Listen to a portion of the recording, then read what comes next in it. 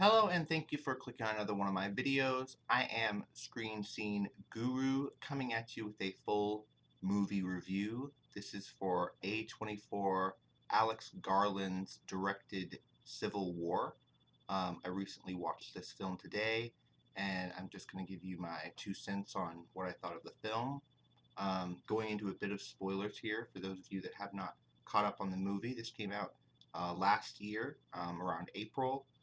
So it has been out for quite a bit of time. But going into a bit of the plot, I do have a page pulled up on a summary of the film. So going into that, we've got in a dystopian future America, a team of military embedded journalists race against time to reach Washington, D.C. before rebel factions descend upon the White House.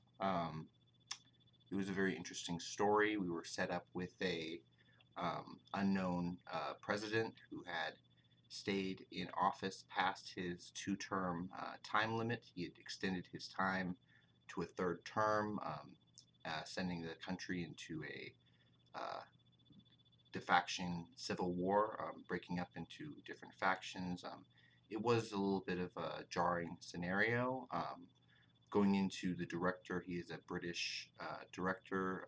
Going into politics, interesting topic for him to do this film during an election year, and also raise tensions just between the left and right.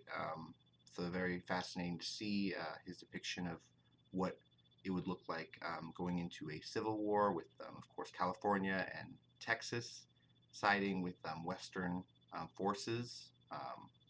Kind of interesting to see. A lot of people poked holes in the story when it first came out. I've seen reviews on it, going into deep dives. I'm just going to give you a little bit of highlights of the movie and let you know my thoughts.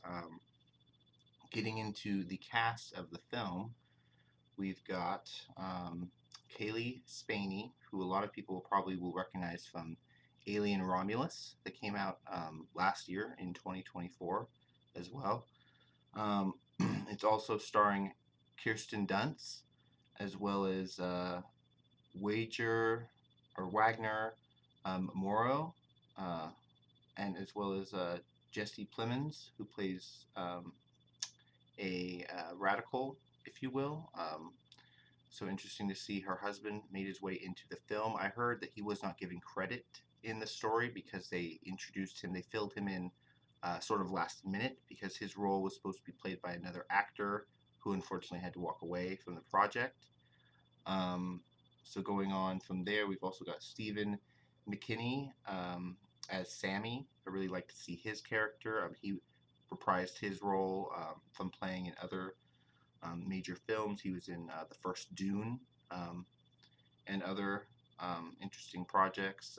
We also got to see Soinra Maizunu as Anya. She's also been in all of the Alex Garland films. Interesting to see that she makes her return in this one as a reporter. So we get to see the story of these reporters reporting on the events of the destabilization of the country. They mentioned at the beginning of the film it's been about 14 months, and there are fractions of government that are still working and others that aren't. The FBI and other government agencies have been disbanded, so very parallel to what's happening right now in our real life. Interesting that they're trying to cover the story of trying to get an interview with the president because he has not been seen by the press or mass media. There's some speculating that he's dead. And then, of course, you follow the conflict throughout various locations while they're traveling to D.C.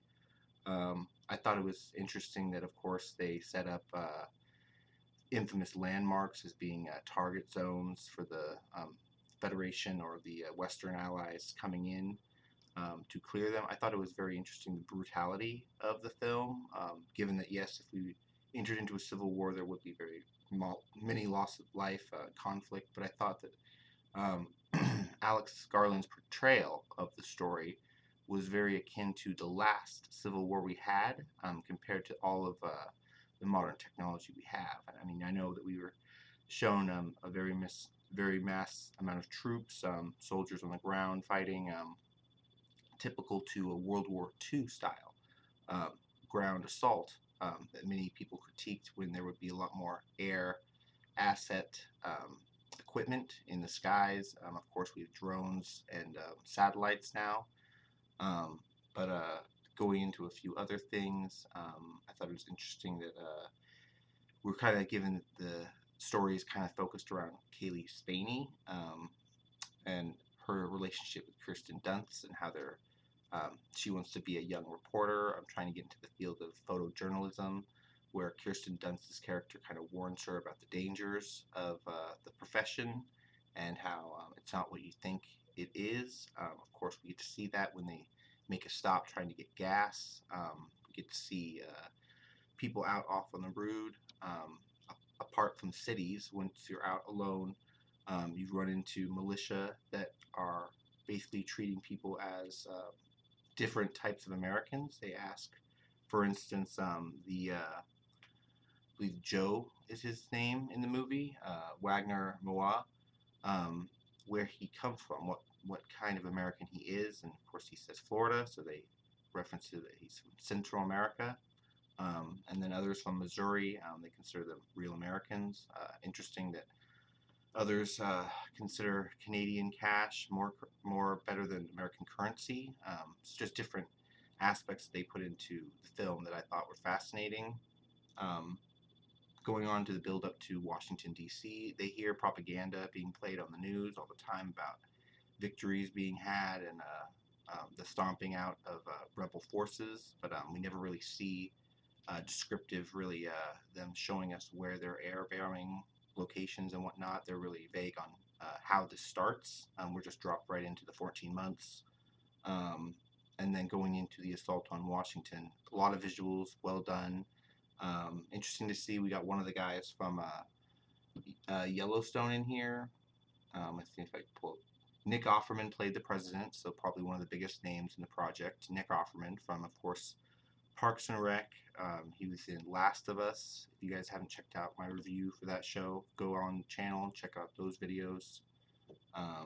But we've got Jefferson White as Dave from Yellowstone, also playing a press reporter. I love to see him getting roles. But yeah, I see that in the bit of the stats, we've got 81% on Rotten Tomatoes, so it's fairly high for this conflict war film. I know Alex Garland's got a lot on his repertoire going into some of his past films. Let's see. We've got, of course, Civil War from 2024. Then we've also got Ex Machina, Annihilation, which I have seen. It's very good with Natalie Portman. He did work on 28 years later, it looks like, so he's doing work with them again after his initial cinematography debut in 28 Days Later. It looks like he's coming back to the franchise to do more work. I've heard about him working on another film coming out this year called Warfare, about soldiers in Afghanistan and the Middle East during that time. So I'm definitely interested to check out more of his work. Like I said, I've seen the cinematography he used for 28 Days Later. When they had London cleared out streets, we get to see a mirror image of that in the Civil War with cleared out streets of cities here in the U.S.